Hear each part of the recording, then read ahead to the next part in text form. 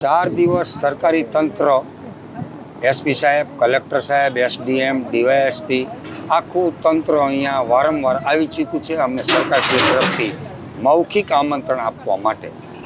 ત્યારબાદ અમે અમારા પ્રશ્નો એને રજૂ કર્યા હતા ખેડૂતોના, ગુજરાત આખાના। તો એને એવું કીધું કે તમે અમને લેખિત આપો, તો અમે એને લેખિત પ્રશ્નો આપ્યા છે।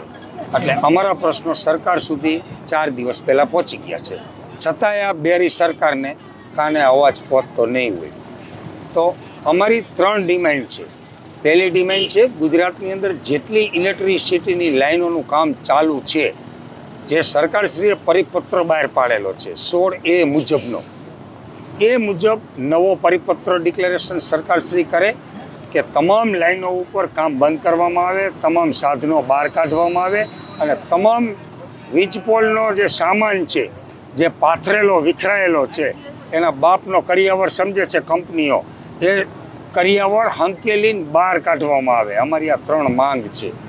ત્રીજી માંગણી છે કે સરકાર જે આપવાની છે, હવે પછી સરકાર જે આપવાની છે એનું કાચું ડ્રાફ્ટિંગ કરીને અમને આપવામાં આવે।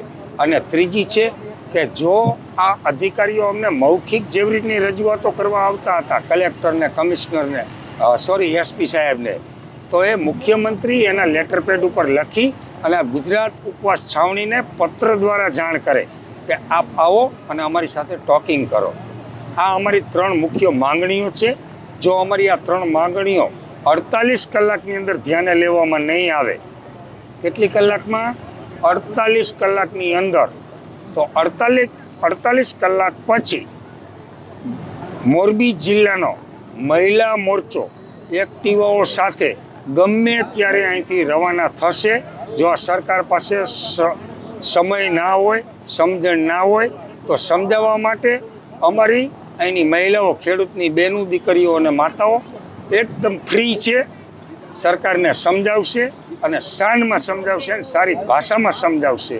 તો સમજાવવા માટે એક્ટિવાનો રેલો જો ગુજરાત સરકાર 48 કલાકની અંદર ધ્યાનમાં નહીં લે અમારી બાબત, તો રેલો આવી રહ્યો છે। હજુ સુધી તમે અમારી ચેનલને સબસ્ક્રાઇબ નથી કરી તો અત્યારે જ ન્યૂઝરૂમ ગુજરાતને સબસ્ક્રાઇબ કરો, ફેસબુક અને ઇન્સ્ટાગ્રામ પર ફોલો કરો।